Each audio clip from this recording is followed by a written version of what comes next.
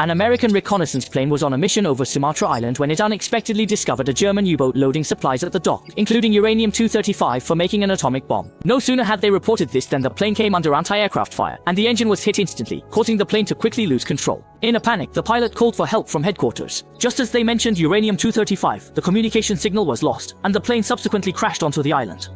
Upon receiving this info, headquarters took it seriously, and Roosevelt ordered the Navy to send the most advanced submarine for the rescue mission. The submarine soon left the nearest US naval port for the target location. They hadn't traveled far before reaching the waters off Sumatra, where they spotted a destroyer and a cargo ship. Seeing this, the submarine's captain thought it would be a shame not to launch a sneak attack since they had already encountered them.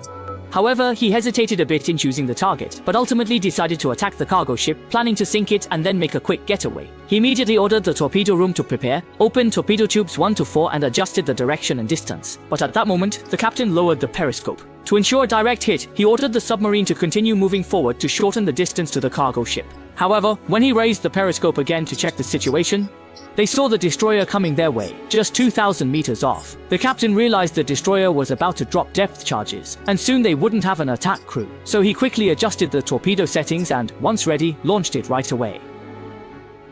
Enhanced dualistic methodologies and pathways. They commenced the countdown to the torpedo's impact, and the destroyer was nearly overhead, prompting them to dive swiftly. At a depth of 130 meters, sonar detected the splash of a depth charge, and without pausing for the torpedo's result, the submarine continued its descent. Subsequently, a thunderous explosion indicated their torpedoes successfully struck the target.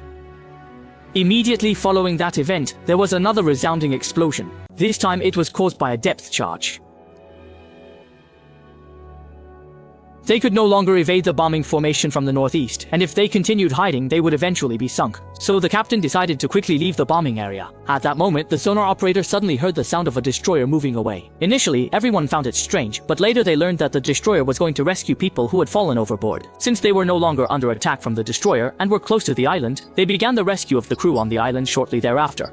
The captain and the first officer, along with others, arrived on the island by kayak. Using the last coordinates sent by the pilot, they quickly found their way. One of them later learned that other personnel were seriously injured and hiding in a concealed spot. This young man then led the way and found them one by one. From their accounts, they discovered that besides the Japanese destroyer, there was also a German U-boat on the island. Why were personnel from these two countries on the island? This left them completely baffled. The captain chose to stay and investigate more, while the first officer went back to the submarine to take charge.